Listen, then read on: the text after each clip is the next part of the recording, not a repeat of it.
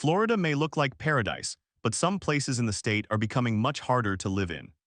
One Florida town has such a high violent crime rate that even the palm trees, warm weather, and location near the ocean aren't enough to make up for it.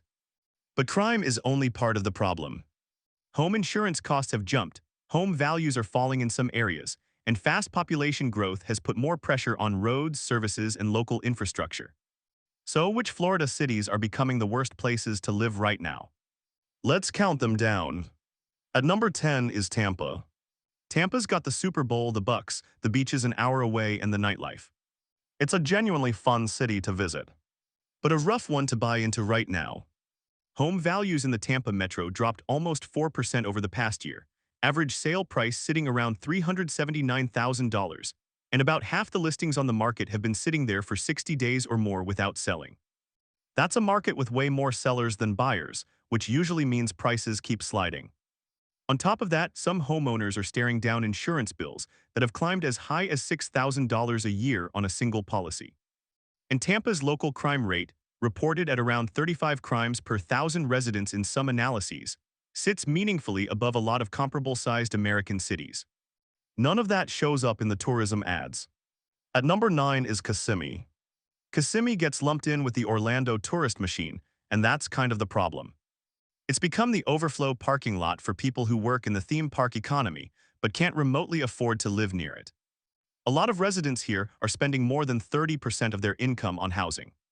Combine that with traffic that can turn a 15-minute errand into a 40-minute ordeal because the roads were built for a much smaller town, and you get a place where people work incredibly hard and still feel like they're falling behind. It's not the most dangerous city on this list by a long shot. It's just a slow financial squeeze, which honestly might be worse over 10 years than a bad crime stat. At number 8 is Lakeland. Lakeland is the cautionary tale of a boomtown that boomed a little too hard. Home values here dropped about 3% in the last year, and that's actually the good news because it's happening for a bad reason. A huge wave of new construction flooded the market, and now there's more inventory than buyers, with foreclosures starting to tick up behind it. Average home value has settled around $315,000, down from its peak, which sounds like a deal until you remember why it's dropping. People moved to Lakeland during the pandemic because it was cheap and close-ish to Tampa. Now the population outpaced the healthcare system and the general infrastructure, so you've got growing pains everywhere. Longer waits for basic services, fewer things to actually do on a weekend, and a housing market that's starting to look genuinely shaky for anyone who bought in the last 3 years at peak price. It's the classic Florida growth story, build it fast, worry about the plumbing later. Except the plumbing here means hospitals and roads, not actual pipes. At number 7 is Daytona Beach. You know Daytona for spring break and the 500. What doesn't make it into the tourism brochure is that its crime rate runs higher than about 2/3 of cities in the entire country. And then there's the hurricane exposure. This is a city that's been through it. Hurricane Matthew tore through here back in 2016, and the coastal vulnerability hasn't gone anywhere since, which is exactly the kind of history that makes an insurance underwriter's eye twitch. So you're paying beachfront-adjacent prices, dealing with crime numbers that would raise eyebrows in a much bigger metro, and rolling the dice every hurricane season on top of it. That's a rough trade for pretty sunsets and a NASCAR track. A week of bike week is fun. A whole year of living with bike week's crime numbers is a different conversation entirely. At number 6, we have Fort Pierce. This one surprises people because Fort Pierce doesn't have the name recognition of Miami or Orlando, but multiple crime analyses actually put its violent and property crime rates above both of those much bigger cities. A town most people couldn't find on a map is outcriming Tampa and Orlando, 2 cities with 10 times the population and a whole lot more police funding.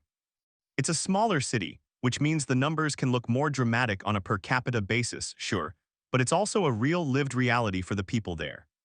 Economic opportunity in this part of the Treasure Coast has lagged behind the rest of the state for years. The citrus industry that used to anchor this region isn't what it once was. Tourism dollars skip past it on the way to more famous beaches, and crime tends to follow that gap pretty reliably. At number 5 is Jacksonville. Now we're getting into the cities where sheer size becomes part of the problem. Jacksonville is geographically the largest city in the continental United States by land area, and that sprawl makes it genuinely hard to police and genuinely hard to serve. Try running consistent city services across a footprint bigger than some entire counties in the Northeast. Violent crime here consistently comes in above the national average, the public school system underperforms relative to state benchmarks, and a population of nearly 1 million people is leaning on infrastructure that was designed for a much smaller Jacksonville decades ago. It's not an avoid-at-all-costs city. Plenty of neighborhoods here are perfectly fine. And if you asked 10 different Jacksonville residents about their block, you'd get 10 different answers. But zoom out to the citywide average, the number reporters and rankings actually use, and it just isn't flattering. Big cities can hide their bad numbers behind their good ones. Jacksonville is big enough that both sides of that coin show up loud and clear in the data. At number 4 is Cocoa. Cocoa is on Florida's Space Coast, close enough to the rocket launches that you'd think the local economy would be humming along nicely. Instead, it's dealing with a genuinely absurd amount of property crime. As recently as this past January, Cocoa police announced they'd arrested 2 men, ages 27 and 46, who they say ran a burglary spree from April all the way through December of 2025, hitting a Tractor Supply, a business called Strickland Brothers, and at least one residence, stealing minibikes, ATVs, golf carts, basically anything with resale value on the street. Police said they'd tied the pair to at least 5 separate burglaries, with more charges possibly coming, and investigators think a fair amount of the stolen gear got sold on the street before anyone even noticed it was missing. Pretty view of the Space Coast, rockets launching in the distance, that whole aesthetic. But not so pretty crime blotter waiting for you back home. Now at number 3 we have Riviera Beach. This is where things get darker. Riviera Beach has been flagged repeatedly in crime data as having the worst murder rate in the entire state of Florida, and that's paired with significant gun violence more broadly. This is a coastal Palm Beach County city. It's got marinas. It's got water views, real estate listings that look genuinely appealing online, the kind of photos that make you want to screenshot them and start Googling moving companies. But strip away the photos, and the total crime rate sits at over 4,500 incidents per 100,000 people. And the violent crime component alone runs nearly 4 times what you'd expect in an average American city. Neighboring towns just up the coast like West Palm, Jupiter, Palm Beach Gardens get all the glossy real estate coverage, while Riviera Beach quietly puts up the worst murder numbers in the entire state. If you're scrolling and a waterfront listing in Riviera Beach looks like an unbelievable deal, that feeling in your gut telling you something's off is usually correct. At number 2 is Mangonia Park. Mangonia Park is tiny. It's one of those towns most Floridians have never actually visited, tucked up near West Palm Beach. Population small enough that you could probably learn most of your neighbors' names within a month, but the numbers here are almost cartoonishly bad for its size. It posts the highest property crime rate of any city in Florida, over 7,500 incidents per 100,000 residents, and roughly 940 violent crimes per 100,000 on top of that, which puts it in the top handful statewide for violence too. Several reports describe Mangonia Park as a hotspot for drug trafficking, with high crime linked to poverty and limited job opportunities. And that's really the problem here. Mangonia Park is a very small town, so when crime numbers are this high, they hit harder. In a big city like Jacksonville, crime can be spread across a much larger population. Here, it feels much more concentrated. That means residents are more likely to see and feel the problems around them, instead of hearing about something happening far across town. Before we get to number 1, here are a few towns that just missed the top 10 but need to be mentioned. Belglade near Lake Okeechobee has a violent crime rate that some analysts say is around 270% higher than the national average. That is a very high number for a town many people have never even heard of. Eatonville near Orlando also struggles with a high overall crime rate, with poverty and drug-related problems playing a big role. Then there is Lake Park, just south of Riviera Beach, where violent crime is reported at nearly 4 times the national average, with property crime also running high. What is interesting is that many of Florida's worst crime areas are not spread evenly across the state. A lot of them are concentrated in parts of Palm Beach County and farther south, toward the Miami-Dade agricultural area. So if you are thinking about buying a home or moving to that part of Florida, it is worth doing your homework first. And that brings us to number 1, the worst city to live in Florida right now, and it's not particularly close. At number 1 is Florida City.